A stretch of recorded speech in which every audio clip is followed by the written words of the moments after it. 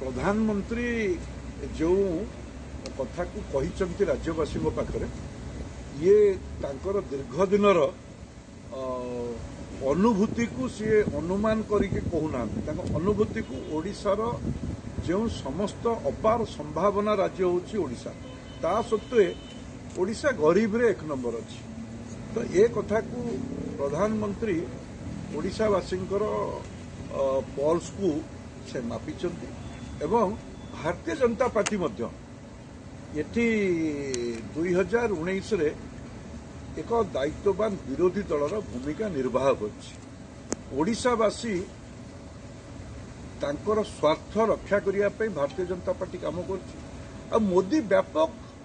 योजना माध्यम विगत 10 वर्ष भितर जो 18,80,000 कोटी टंका राज्यवासी उन्नति पठेइचंती सेथिरे अधा पंत्रिया काम होइछि एवं अनेक दुर्नीति भ्रष्टाचार रे प्रचार सर्वस्व सरकार केवल प्रचार सर्वस्व साजिचंती प्रकृत पक्षे जो भली भाव में विकास होगा कथा से कथा हैला नहीं। विशेष करी जो 24 भाग लोक अनुसूचित जनजाति केवल एसडीसी भली एक राज्य सरकार योजना करवा आउ जनजाति मानकर उन्नति गोटे ब्लू प्रिंट प्रस्तुत न करी केवल तांकू बाजा दबा एवं पोशाक दे एक्सपोजर विजिट कले ये कौन हो तो से भली भाव में अनुसूचित जनजाति अनुसूचित जाति युवक सशक्त महिला मान सशक्त करने मिशन शक्तिर जो योजना जो कोस्ट लाइन 480 किलोमीटर जो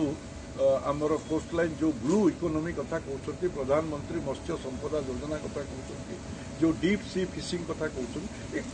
सबुर योजनार ये हरिलुट होती तो से दृष्टि ओडिशावासी भारतीय जनता पार्टी को विकल्प भाव में मन भितर स्थिर कर प्रधानमंत्री से ही कथा को बारंबार ये कथा को कहते एवं विशेष करी जो आसंता 10 तारिख रे एठी बीजेपी नेतृत्व में प्रथम थर पर एठी मंत्री शासन भार मिलिबो आ भारतीय जनता पार्टी ओडिशा प्रदेश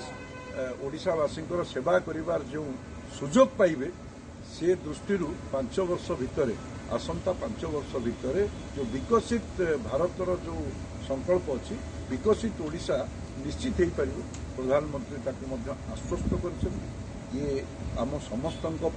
ओडिशावासी ये एक सुजोग ये सुजोग कहीं हाथ छड़ा करने उचित नुहे ओडिशावासी ए कथा को हृदय सहित ग्रहण कर प्रधानमंत्री कथा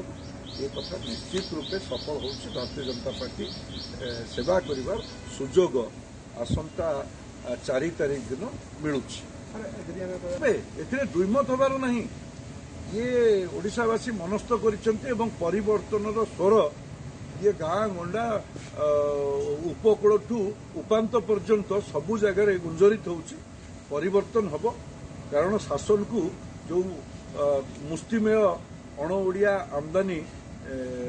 अधिकारी माने से जो भली भाव में बंधक रखिछन्ति से बंधन मुक्त हेबे ओडिशावासी एक स्थिर कर।